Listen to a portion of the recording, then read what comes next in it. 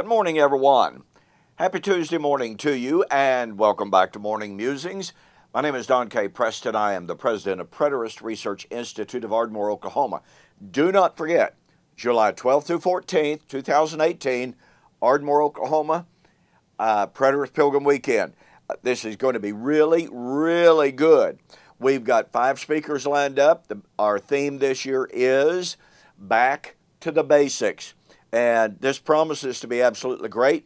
Yes, we will have free live streaming available of the entire conference. And you don't want to miss this. Try to be with us if you can. There's nothing like the face-to-face fellowship. And oh, by the way, on Friday night, we are going to have some very special just entertainment. You know, you call this picking and grinning if you want to. But T.J. Smith of Texas and his lovely wife, Maria, will be here just playing for us. They are professional entertainers, and they will be providing us some professional entertainment. You could say this is not preterist entertainment, but that's okay. It's just good, clean, wholesome music. So you don't want to miss that.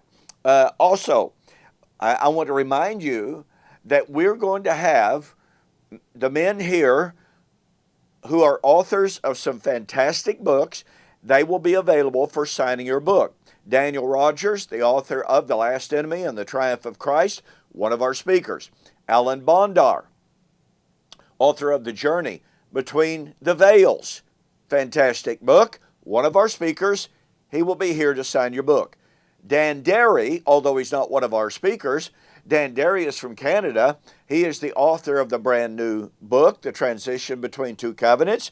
He's going to be here and we'll be happy to sign your book. And I forgot to mention Joseph Vincent, the author of this great book, The Millennium, Past, Present, or Future. Joseph will be attending. He will likewise be glad to sign your book. So as you can see, we're going to have some men here who will be happy to sign your copy of their book. All right. Well, don't forget, like I told you yesterday, today will be the last video for this week. Tomorrow is my wife and my 49th wedding anniversary. We have decided we're just going to kick back. We're going to relax. We're not going to do anything fancy, not going to go anywhere fancy. We're just going to try to relax a little bit, which is kind of unique for us. But don't forget, no video the rest of the week. All right, just wanted to remind you.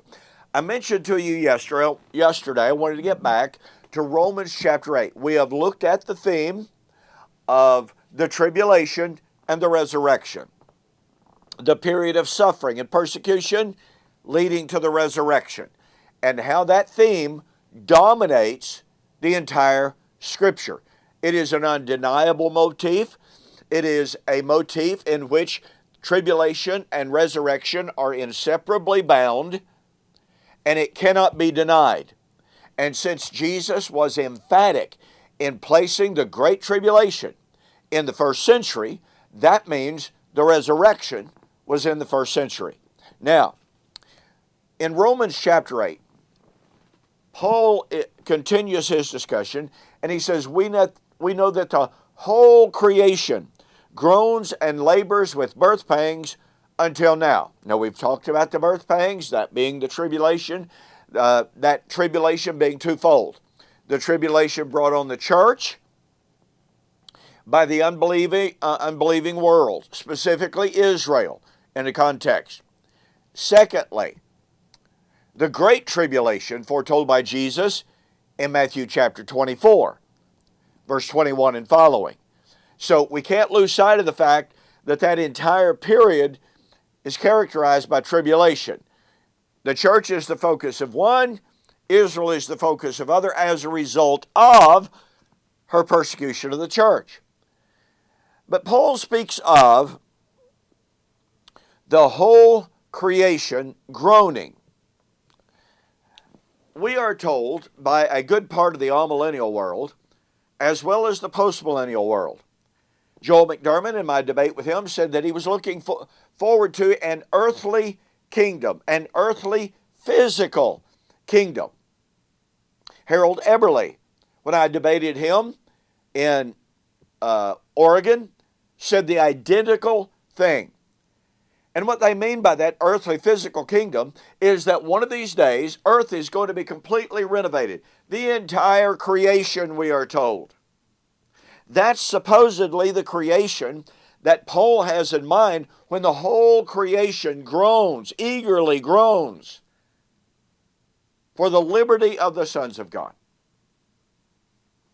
As I have asked numerous debate opponents, are you affirming that the goal of redemption, the goal of resurrection, is that one of these days, and the way I've expressed this is, one of these days, bugs, slugs, and mosquitoes are going to be better, perfect bugs, slugs, and mosquitoes? And they have told me yes. When I have asked, does that mean the trees will be greener, taller, bigger? Will rocks be softer? What exactly does that mean? And about the only answer that I've received is physical creation will be created or recreated, restored to the Adamic state. Now, I have more to say about that as we continue along this line, but I want you to notice, I want you to ask yourself the question. If it is true that physical creation is the goal of redemption, then why is it that the physical world around us has not started being recreated? Now, I want to remind you something. Paul, in discussing resurrection, redemption, restoration, in 1 Corinthians 15 says, that which is spiritual is not first, but that which is natural. Now, I'm convinced that the word natural there has more implications, more connotations to it than purely physical. But I'm certainly not denying that there are physical elements to that word natural. So what does that mean? When Paul talked about the restoration of creation, in other words, when Paul talked about the story of redemption, he said God has always operated from the natural to the spiritual. Well, if that's true, then it should mean that the redemption of creation begins with natural creation. Okay, where are the bugs, slugs, and mosquitoes that are being restored and redeemed? Where is the natural creation that we can point to since the coming of Jesus and say, see, we have a better physical world? Now look, it will not do to talk about man planting trees where trees have been stripped out. That's man's work, right? And by the way, you can't argue that those trees being replanted was the work of God through man even. That has been purely an economic practice because these huge tree cutting factories realize, you know what, if we cut down all the trees, we're going to be out of business. So we will replant trees. So the question is, where is the physical evidence of physical creation having been redeemed, restored since Jesus came? I don't see that.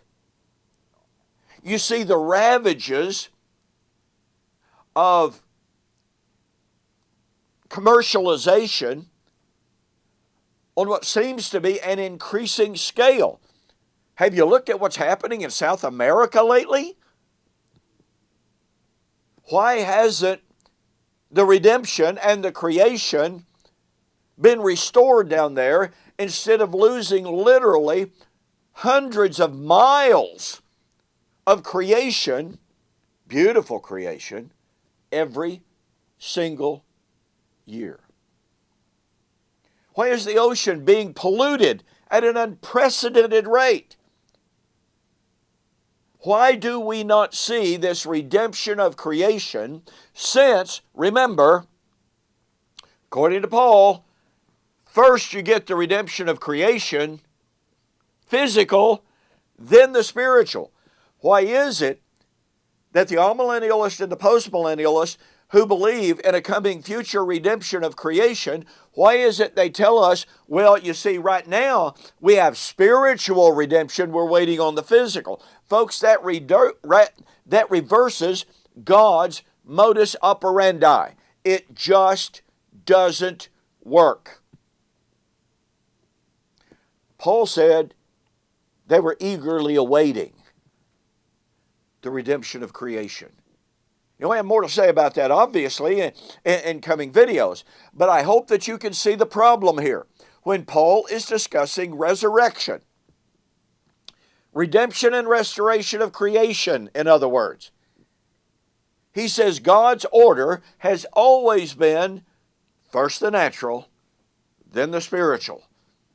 And yet those who argue for a yet future restoration of physical creation say, oh, no, we get the spiritual first, then the natural. No, that is not God's modus operandi. Look, you need to get a copy of Joseph Vincent's book, The Millennium, Past, Present, or Future. And if you order Joseph Vincent's book, go to my website, donkpreston.com, bibleprophecy.com, and you order this book, I will include a free copy of my Blast from the Past book, once again, free of charge, just like if you order my Who Is This Babylon book. But you got to remind me and say, hey, Don, saw the offer on YouTube or Facebook. Okay, well, thank you so much for joining me for this morning's morning musing. We will have more on the new creation. We'll get back to our review of Joel Richardson's book, Lord willing, next week. In the meantime, my wife and I are going to enjoy some downtime. Thanks for joining me. We'll see you on the flip side.